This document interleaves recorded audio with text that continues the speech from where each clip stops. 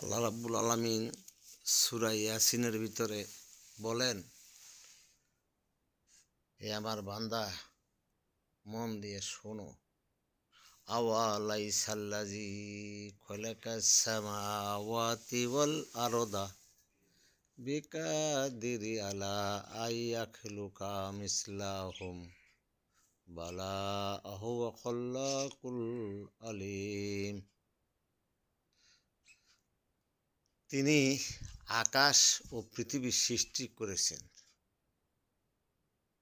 অনুরূপ আকাশ ও পৃথিবী তিনি কি পুনরায় সৃষ্টি করিতে সক্ষম নন?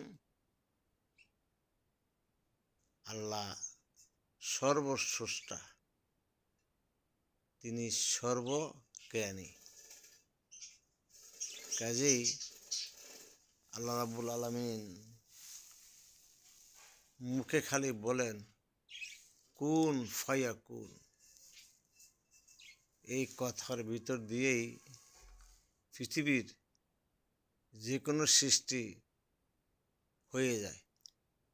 এরপরে আল্লাহ পাক আরেকবার বলেন, ইন্নামা আমরুহু ইযা আরাদা শাইআন আইয়াকুলা লাহু কুন ফায়াকুন।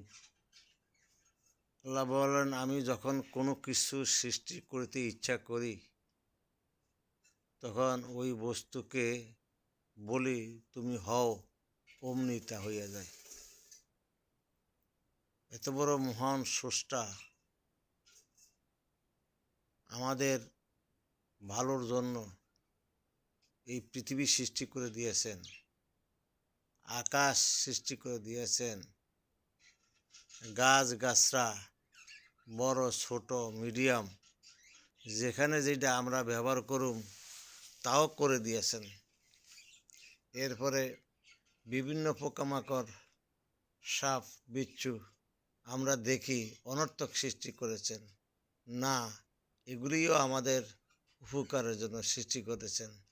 বিজ্ঞানীরা বর্তমানে এই সাপ পোকামাকড় দিয়া ওষুধ তৈরি করে আমাদের বিভিন্ন রোগের জন্য এই পোকামাকড়ের বীজগুলো আবার আমাদের কাজে লাগে।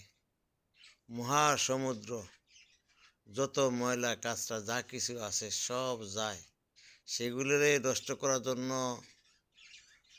কচুরিপানা দিয়েছেন, যে কচুরিপানা সমস্ত ময়লা খাইয়া ফেলায়। লবণ বানিয়ে দিয়েছেন, সব জীবাণু নষ্ট হয়ে যায়। এরপরে পিওর পানিটা আমরা খাই।